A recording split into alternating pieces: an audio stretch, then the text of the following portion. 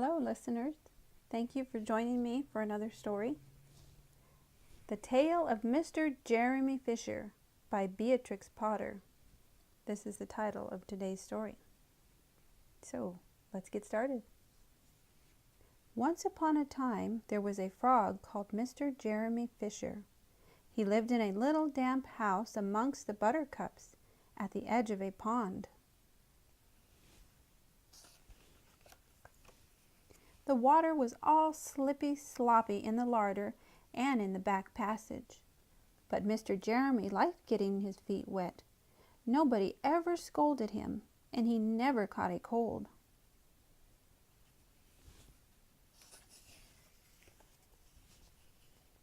He was quite pleased when he looked out and saw large drops of rain splashing in the pond.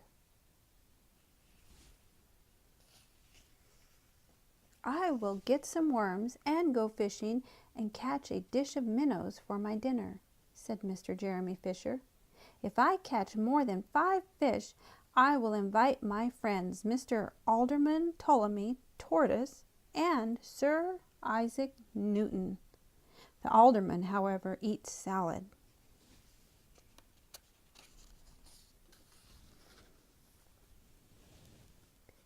Mr. Jeremy put on a mackintosh and a pair of shiny galoshes.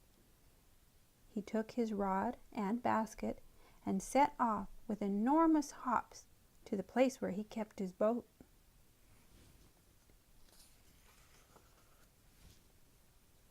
The boat was round and green and very like the other lily leaves. It was tied to a water plant in the middle of the pond. Mr. Jeremy took a reed pole and pushed the boat out into open water. "I know a good place for minnows," said Mr. Jeremy Fisher.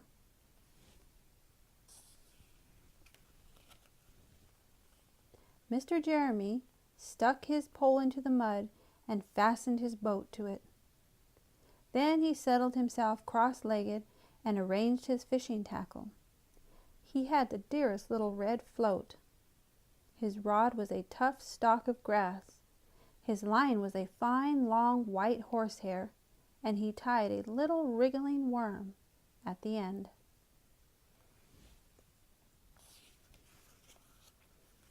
The rain trickled down his back, and for nearly an hour he stared at the float. "This is getting tiresome.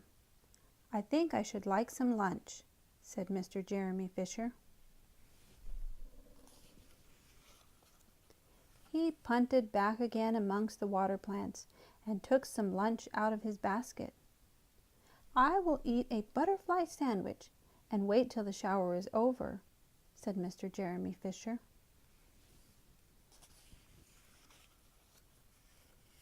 A great big water beetle came up underneath the lily leaf and tweaked the toe of one of his galoshes. Mr. Jeremy crossed his legs up shorter, out of reach, and went on eating his sandwich. Once or twice something moved about with a rustle and a splash amongst the rushes at the side of the pond. "I trust that is not a rat," said Mr. Jeremy Fisher. "I think I had better get away from here."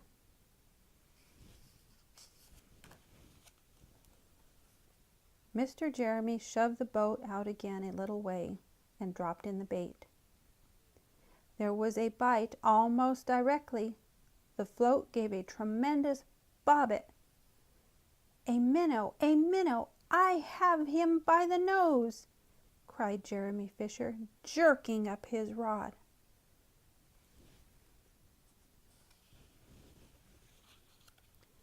But what a horrible surprise!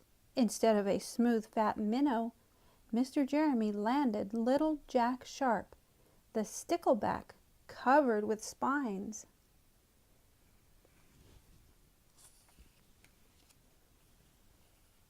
The stickleback floundered about the boat, pricking and snapping until he was quite out of breath.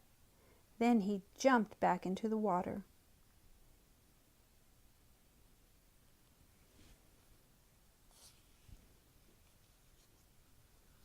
and a shoal of other little fishes put their heads out and laughed at Mr. Jeremy Fisher.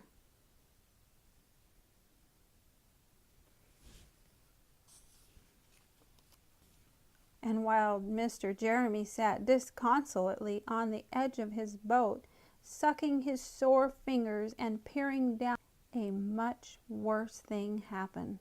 A really frightful thing it would have been if Mr. Jeremy had not been wearing a mackintosh. A great big, enormous trout came up kerflop with a splash, and it seized Mr. Jeremy with a snap. Ow! Ow! Ow! And then it turned and dived down to the bottom of the pond.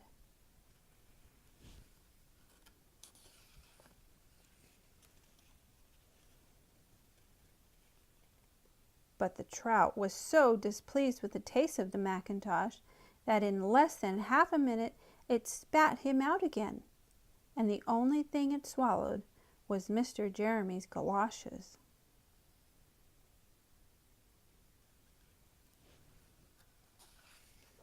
Mr. Jeremy bounced up to the surface of the water like a cork and the bubbles out of a soda water bottle, and he swam with all his might to the edge of the pond.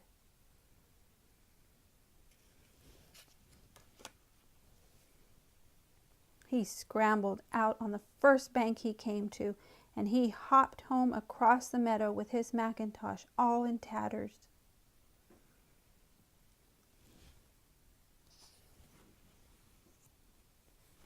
"What a mercy that was not a pike," said Mr. Jeremy Fisher. "I have lost my rod and basket, but it does not matter much, for I am sure I should never have dared to go fishing again."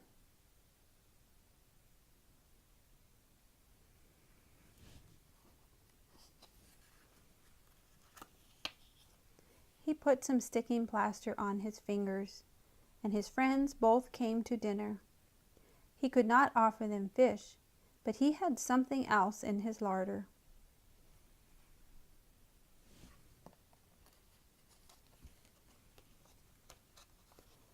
Sir Isaac Newton wore his black and gold waistcoat.